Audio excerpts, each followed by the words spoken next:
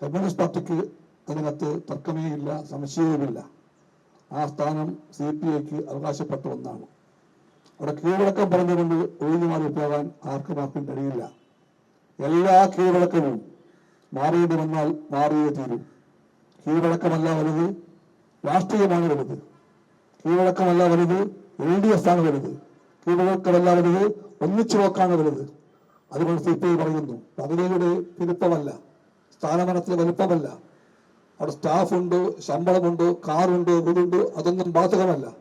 LDF ആയി പോകണം. അങ്ങനെ പോകുമ്പോൾ എല്ലാ സ്ഥാനങ്ങളും ഒറ്റ പാർട്ടി മാത്രം എന്ന അവസ്ഥയ്ക്ക് മാറ്റം വന്നേ തീരൂ.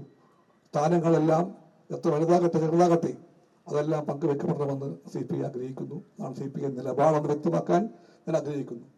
അതിനാൽ പ്രതിപക്ഷ ഉപനേതാവ് സ്ഥാനം അത് CPIക്ക് ലഭിച്ചേ തീരുമെന്ന് CPI പറയുന്നത് LDFനെ ദുർബലമാക്കാൻ വേണ്ടിയല്ല, ശക്തമാക്കാൻ വേണ്ടിയാണ്. LDF ആയി പോകണമെങ്കിൽ അത്തരത്തിലുള്ള പങ്കുവയ്പ്പുകളും തീരുമാനങ്ങളും ഉണ്ടായേ തീരുമെന്ന് CPI വ്യക്തമാക്കട്ടെ. അത് വീണ്ടും പറയുന്നു, വലുപ്പത്തിന്റെ പേര് കൊണ്ടല്ല, വലിയ വലുപ്പമല്ല എന്ന് CPIക്ക് അറിയാം.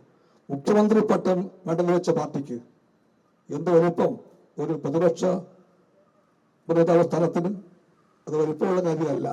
പക്ഷെ LDFിനകത്ത് ആ ബോധം വേണം. അത് ഇടതുപക്ഷമാണ്, ജനാധിപത്യപരമാകണം, അത് മുന്നണിയാകണം എന്ന് വരുമ്പോൾ എല്ലാ സ്ഥാനമാനങ്ങളും എല്ലാ പദവികളും പങ്കുവെച്ചുകൊണ്ട് പോയാൽ തീരുമെന്ന് CPI വ്യക്തമാക്കിയിട്ടുണ്ട്.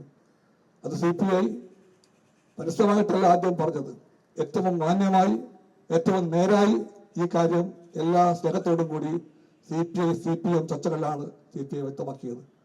അതുമായി CPI കൊടുത്ത കത്തുകളുണ്ട്, അതിനുള്ള CPI മറുപടിയുണ്ട്. ഇതൊന്നും അറിയാതെ CPI പുറത്തു പറഞ്ഞത് കൊണ്ട് എന്തോ അപരാധമായത് പറഞ്ഞത് ശരിയല്ല. പുറത്തു പറഞ്ഞത് രണ്ടാമതാണ്.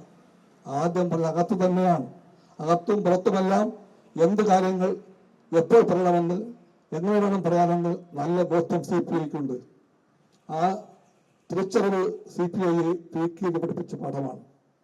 ആ പാഠം അച്യുതമേനോനും PKയും എമ്മനും എല്ലാം പഠിപ്പിച്ച പാഠമാണ്. അതുകൊണ്ട് ആ പാഠം CPIക്ക് ഏർപ്പെട്ടെന്നാണെന്ന് ഞാൻ വ്യക്തമാക്കുന്നത്.